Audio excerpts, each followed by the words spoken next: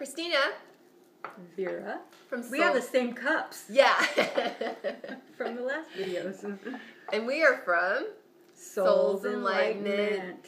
And today Vera and I wanted to talk about something that, actually it's going to be the first in a series of videos on psychic tools for protection. Well, though. yeah, it's tools for protection. The first one we're going to talk about, though, is psychic attacks. Psychic attack.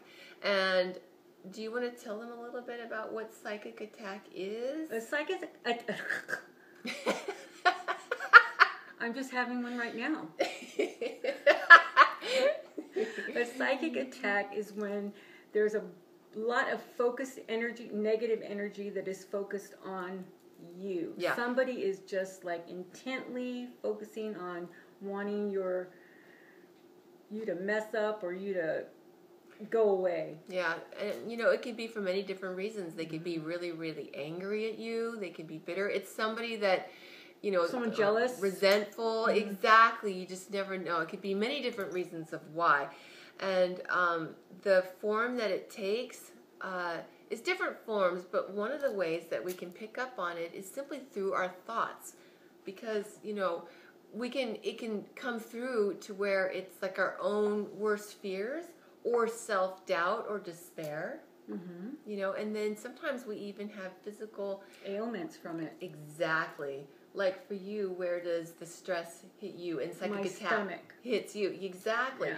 And for my mother, she gets really dizzy. Where she's nauseated and she can't even stand up or lie down. For me, it hits me in my stomach too. Mm-hmm. For some people, it's headaches. Yeah.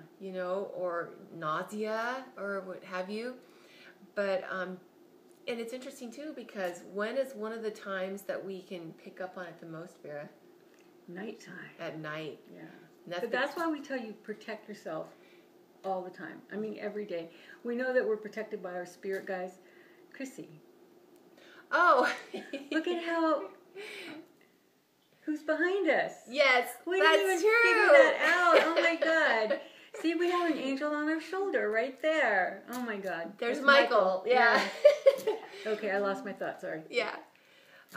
That's pretty cool. Yeah. But actually, you bring up a really good point. That's one of the ways that we can protect ourselves, is to ask our angels to protect us, and they are there all the time. But when we ask for it, it makes it that much more stronger. Yeah, and I mean, our spirit guides are there. We have, of course, Mother and Father God, all that stuff. But yeah, and so I just wanted to mention too that at night when we're sleeping, like you mentioned, that we pick up on it, but that's because we're more psychically open, mm-hmm. and sometimes it even can manifest as nightmares. But we can even very good example. This is really interesting. My mother has 3 people in her life that are all focusing a lot of negativity towards her. And so she's really having to concentrate on protecting herself every day. And one of the things that she had done was she had copied out a little picture. Actually, I copied out a picture because I was doing color tests on a principality angel that I drew, and she took it and she pasted it on the back of her door, or she taped it on the back of her bedroom door.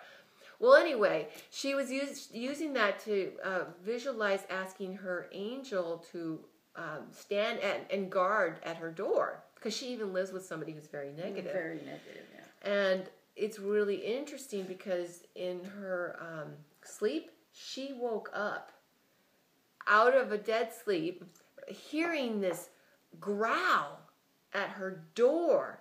And she knew, because again, we're so open, mm-hmm. that it was the negativity of this, especially this one person, and that darkness, because actually that person comes from a very bad motive anyway, took the form of the growl. And we've heard about that before, haven't we? Yeah, because I've told you guys about the growl and being around people that, if you're going to a bar or a place that, there's a lot of drinking or drugs, that kind of thing, their guards are down because they are on whatever it is that they're on, and they have this kind of munch on them, and I kind of likened it to Pigpen, from the Peanuts cartoon, and that dust comes off on us.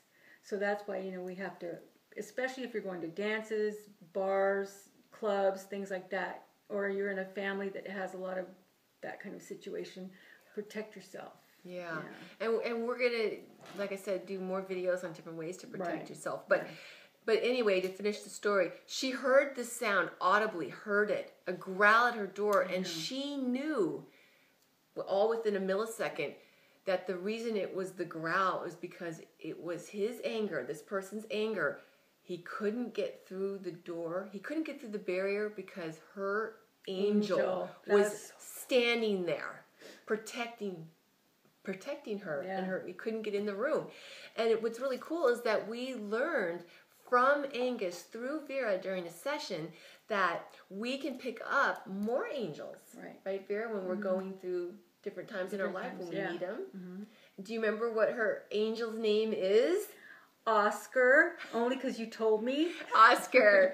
Yeah, they all have different names, and we can name them because when Vera got the information, he's actually an offshoot of the principality angel, and it was a type of an offshoot that was even hard for us to say the name, because it was like a vibration, and so we give them names, and I guess apparently she named him Oscar, and that's what protected her. So our point is that, you know, you can ask your angels to protect you, and when I was going through a hard time, I would ask my angels to even surround my bed and even below and above my bed. So that I have them do my house too, all the way around the house, facing in and out. That's perfect. Yeah. So that, you know, again, that will make that protection stronger, and only light can be inside, like, you know, only positive, and no darkness or negativity can get in through our angel's light. And you know, we always talk about the physical affirmations, but you know how powerful that energy that you put into that, because that drawing really had no energy other than the love that you put in it. Exactly. But then your mom added to that energy, and you know, it had that much more power. That's the part. Our God center, our intent is what gives it the power, because I gave her more than just that one. She has them throughout the house, and not just of him. Of some of the other angels, she has them throughout where she goes in the house to protect her. But I never would have thought of putting it on the door. That was pretty good. Yeah, and she knew she needed that night somehow. Within her soul, she knew she needed it that night. Yeah, and it's really interesting too, because Angus was, he's always telling us to protect ourselves morning, noon, and night. So he was telling her, and she does that every day. I know, God, I forget. She does. I know she does it in the morning and the night. I'm not sure about noon, but she probably does. Yeah. She takes it. Yeah, she does. She's pretty good. Yeah, she's really good. So anyway, that is something that we wanted to pass on to you so that you can use that to protect yourself. Ask your angels. Don't forget, they're always there. Yeah. You can ask for Asna's sword. To cut through that negativity. There's like a lot of different ways, and we'll go through the tools of protection about how you can do that. But we're talking about psychic attacks today. But So thank you for joining us today, and you know, protect yourself. Yeah. Wish you light and love.